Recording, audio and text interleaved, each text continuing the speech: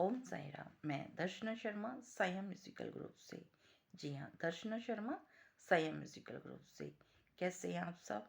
हमेशा की तरह हंसते खेलते और मुस्कुराते ऐसे ही रहा करो। हंसते खेलते और मुस्कुराते। जी हाँ, साई सचरित्र। साई सचरित्र प्रसंग में आपका हार्दिक अभिनंदन स्वागत करती हूँ। प्रसंग का नाम रोहिला है। आज हम दूसरा भाग करने जा रहे हैं कि साईं बाबा के पास किसी में हिम्मत नहीं की जाए। क्यों? क्योंकि रोहिला की कर्कश आवाज से उनकी रात में नींद टूट जाती थी, जिसके चलते वो सो नहीं पा रहे थे और ठीक से सोते नहीं थे, इसलिए सुबह जल्दी उठकर कार्य भी नहीं कर पा रहे थे। जैसे तैसे सब एकत्रित होते हैं और एकत्रित होने के बाद पहुंचते हैं हमारे शिरडी के साईं बाबा के पास। जब शिरडी के साईं बाबा के पास पहुंचे तो साईनाथ महाराज ने देखा कि सब एकत्रित तो हैं लेकिन कुछ बोल नहीं रहे। सबने कहना शुरू किया, तुम बोलो तुम बोलो। बाबा ने कहा, अरे जब इकट्ठा होकर आए हो तो कुछ तो बोलो। एक ने कहा, बाबा हमारी कहाँ मजाल कि हम आपसे कुछ कह सके। एक प्रार्थना लेकर आए हैं बाबा, आप स्वीकार करें तो धन्य होगा। जी हाँ, प्रार्थना स्वीकार करें तो। महाराज बाबा ने कहा, प्रार्थना में दम होगा तो स्वीकार की जाएगी, प्रार्थना तो बोलो। एक ने कहा, साईं बाबा, बाबा देखो तो, जब रोहिला रात में कर्कश आवाज में बोलता है ना तो हमारी नींद टूट जाती है। उस नींद टूटने के कारण ना बाबा हम सो नहीं पाते।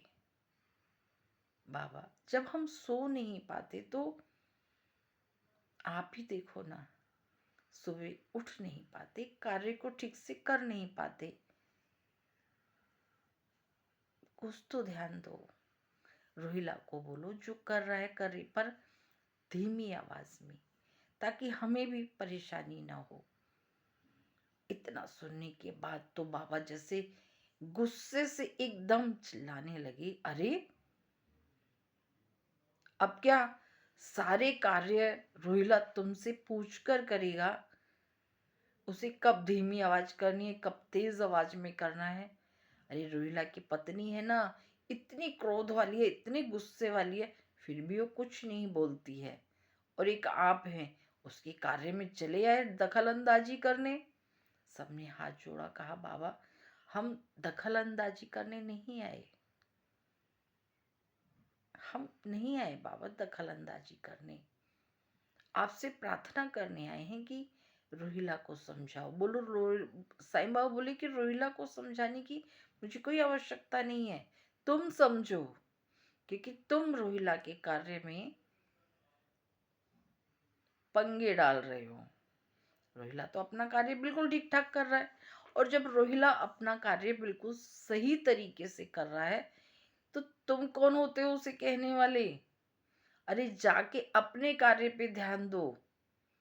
तुम्हारा ध्यान तो रोहिला की तरफ रहता है, तो तुम अपना कार्य कैसे करोगे?